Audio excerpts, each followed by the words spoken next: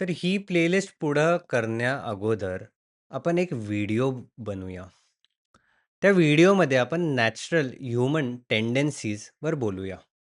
कधी असं झालंय का, की तुम्ही कुठे बसलात आणि कोणीतरी तुम्हाला स्माईल दिली किंवा अशी काही रिएक्शन ज्याच्यामुळं तुमचा मेंदू विचार करायला लागतो, की हा व्यक्ती असा का वागतोय?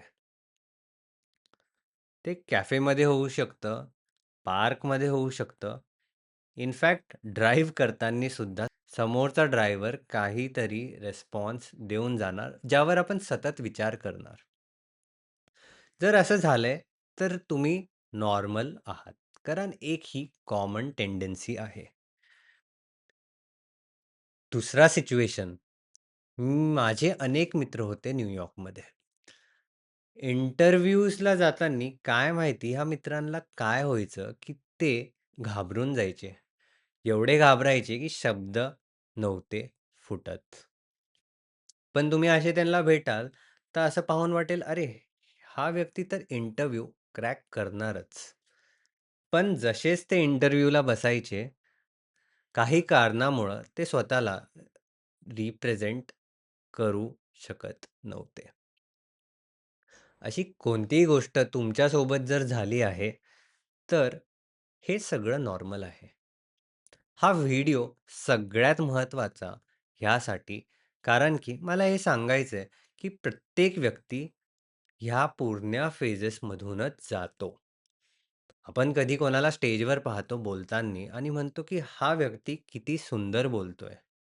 काश मला असं बोलता आलं असतं. पण आपल्याला माहीत नसतं, की त्या व्यक्तीनी किती एफर्ट्स घेतले आहे, त्या पोझिशनवर येऊन बोलण्यासाठी.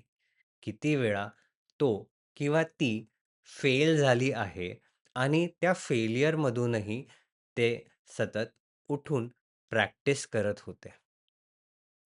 संवाद साधणं सुद्धा एका प्रकारची प्रॅक्टिस आहे. जेव्हा एक मूल जन्माला येतं, ते रडून कम्युनिकेट करतं, की त्यांना भूक लागली आहे किंवा त्यांना कसला तरी त्रास होतोय. एकही शब्द नसतो, पण आई-वडील पाहता मुलाला रडतानी आणि एक-एक ट्रायल एंड एरर चालू होती, की काय झालं असू शकतं. पण जसे-जसे आपण मोठे होत जातो, आपल्याला शब्द नवीन पुस्तकातून, टीचर्सकडून, सिनेमाघरातून शब्द तर भेटतात, पण त्यांची वाक्यरचना कशी करायची आहे, त्यामध्ये आपण कधीतरी गफलत करून बसतो. तर ह्या प्लेलिस्टमध्ये ह्या व्हिडिओसोबत जसं आपण पुढे जातोय, मला एक गोष्ट सांगायची. संवाद नेहमी 2 लोकांमध्ये असतो किंवा अनेक लोकांमध्ये असतो. पण इव्हेंच्युअली काय, संवाद फक्त तुमच्या एकट्याचा नसतो. तर तुम्हाला विचार करायला पाहिजे, की ज्या व्यक्तीसोबत तुम्ही बोलताय, ते त्या व्यक्तींना तुमचं व्यक्तिमत्व कळतंय का? आता अर्थात सगळे एक्सपिरियन्सेस कोणाला दुसऱ्यांचे माहीत नसतात. तर एखाद्या वेळेस एक व्यक्ती असं काहीतरी बोलून जातो, जे बाकीच्यांना नाही पटत आणि त्यामध्ये ते डायनॅमिक्स थोडेसे नरम-गरम होऊन जाऊ शकतात. तर ह्या सगळ्यामध्ये जोही कम्युनिकेट करतोय, त्यांना ही परिस्थितीची जाणीव पाहिजे, की ते कोणासोबत बोलताय.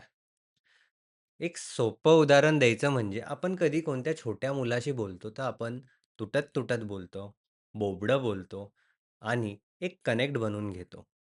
तेच जर आपण कोणत्या सीनियर सिटिझन सोबत बोलतोय, तर थोडं प्रेमाने नॅचरली बोलतोय. ह्याच्या विपरीत जर आपण आपल्या ऑफिसच्या मॅनेजरसोबत बोलतोय, तर एक वेगळं स्ट्रक्चरल डायनॅमिक्स असतं, जे दिसून येत नाही, पण ते नेहमी असतं. एक प्रकारचा आदर म्हणा किंवा प्रेम म्हणा. तर तेवढी सेल्फ अवेअरनेस, की नॅरेटिव्ह काय आहे आणि त्या नॅरेटिव्हमध्ये आपल्याला कोणती बिल्डिंग बांधायची आहे, की प्रत्येकजण फॉलो करेल. तुम्ही जी आयडिया पुट फॉरवर्ड करताय त्याच्यासाठी. जेव्हा तुम्हाला ही गोष्ट कळणार, तेव्हा तुम्हाला हे सुद्धा कळून येणार, की प्रत्येक संवाद एक फिंगरप्रिंट सारखा आहे. जसं आपली फिंगरप्रिंट सर्वांची वेगळी आहे, तसा प्रत्येक संवाद वेगळा असणार. आणि संवादामागे भाषा, आता मी मराठीमध्ये बोलतोय कारण माझी ऑडियन्स मराठी आहे. पण हेच जर मी हिंदी, इंग्लिश, लॅटिन, जर्मन, थाय किंवा बालिनीज भाषेत बोलायला लागलो, तर माझ्या ऑडियन्सला कळणार नाही की मी काय सांगायचा प्रयत्न करतोय. तर कॉमन भाषा, कॉमन वाक्यरचना जी प्रत्येकाला समजेल आणि हे सगळं करायच्या अगोदर तुमची इंटरनल क्लॅरिटी, की तुम्हाला काय बोलायचं आहे, हे सर्वात महत्त्वाचं आहे.